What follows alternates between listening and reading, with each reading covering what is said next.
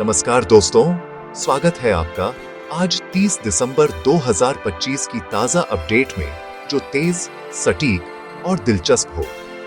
अगर आपको ये वीडियो पसंद आए तो इसे लाइक कीजिए, अपने दोस्तों के साथ शेयर कीजिए और चैनल को सब्सक्राइब करना बिल्कुल मत भूलिए, ताकि हर नई खबर सबसे पहले आपको मिले।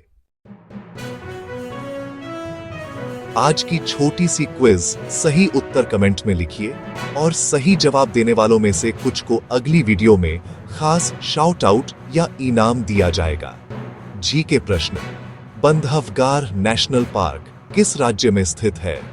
ए महाराष्ट्र, बी मध्य प्रदेश, सी छत्तीसगढ़, डी उत्तराखंड।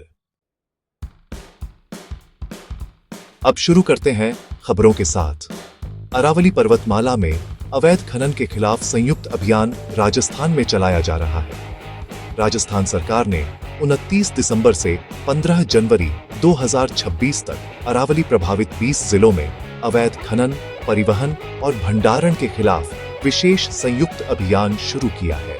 मुख्यमंत्री भजन लाल शर्मा के निर्देशन में खान, वन, राजस्व, परिवहन और पुलिस विभाग मिलकर कार्रवाई करेंगे।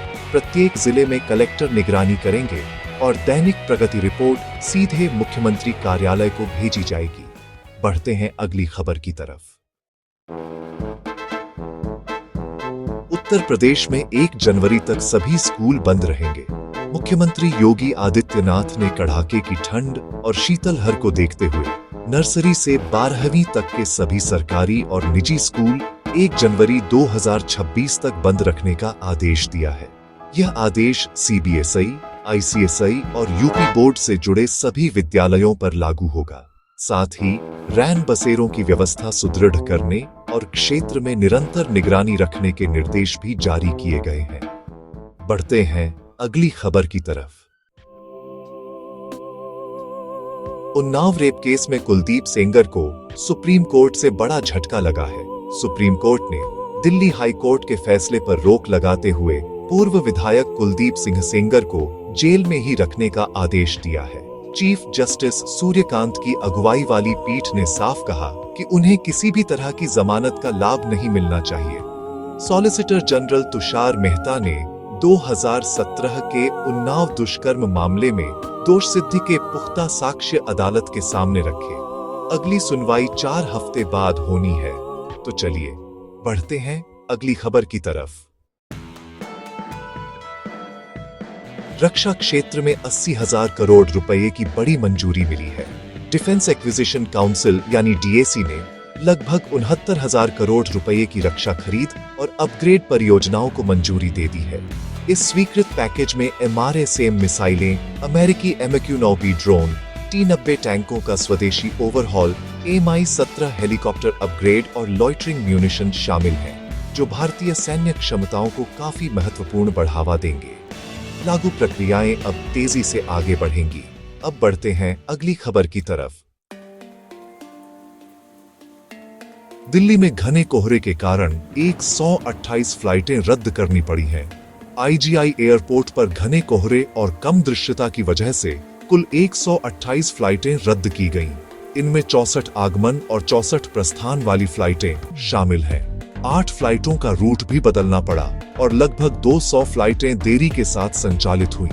दिल्ली NCR और पड़ोसी राज्यों में घने कोहरे की वजह से यातायात और हवाई संचालन दोनों ही प्रभावित रहे, जिससे यात्रियों को बड़ा असर झेलना पड़ा। तो चलिए बढ़ते हैं अगली खबर की तरफ। अरावली संरक्षण मामले में सुप्रीम कोर्ट की सुनवाई हुई है।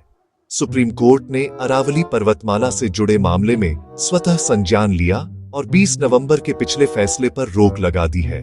मुख्य न्यायाधीश सूर्यकांत की अध्यक्षता वाली पीठ ने केंद्र सरकार से अरावली की परिभाषा स्पष्ट करने को कहा है, ताकि संरक्षण और उपयोग के मानदंड तय किए जा सके। अगली सुनवाई 21 जनवरी 2026 को होगी। तो चलिए बढ़ते हैं अगली खबर की तरफ। प्रधानमंत्री नरेंद्र मोदी ने मन की बात में 2025 की सफलताओं को रेखांकित किया। प्रधानमंत्री मोदी ने मन की बात के 129वें एपिसोड में 2025 में हासिल की गई उपलब्धियों का जिक्र किया और ऑपरेशन सिंदूर को देश का गर्व बताया। उन्होंने स्वामी विवेकानंद जयंती पर यंग लीडर्स डायलॉग आयोजित करने की घोषणा की और देशवासियों से नई उम्मीदों के साथ आगे बढ़ने का आह्वान किया।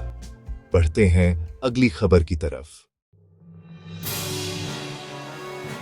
जम्मू कश्मीर में सेना का विशेष ऑपरेशन चल रहा है। जम्मू कश्मीर में इंडियन आर्मी ने बर्फीले और दुर्गम पहाड़ी इलाकों में गश्त बढ़ा दी है।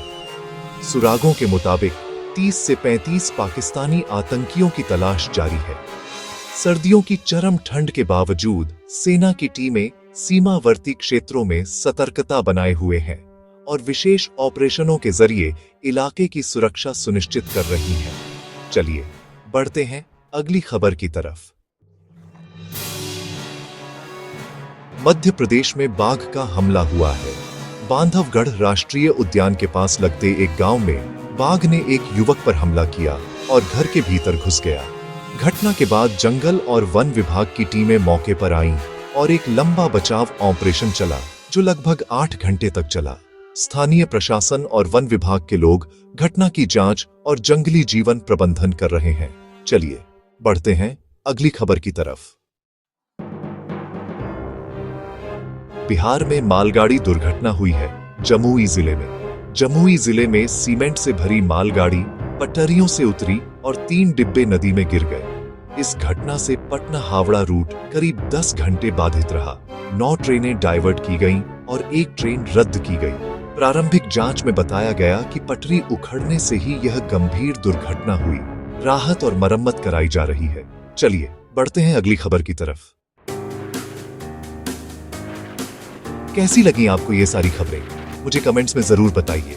अगर वीडियो अच्छा लगा हो तो इसे लाइक कीजिए और अगर आपने चैनल को सब्सक्राइब नहीं किया है तो अभी सब्सक्राइब कीजिए। साथ ही घंटी के निशान को दबाना मत भूलिए ताकि आपको हमारी हर नई वीडियो का नोटिफिकेशन सबसे पहले मिले। मैं फिर मिलूंगा ऐसी ही अच्छी और खास खबरों के साथ। तब तक के लिए जय श्री राम, जय हिंद, वंदे मातरम।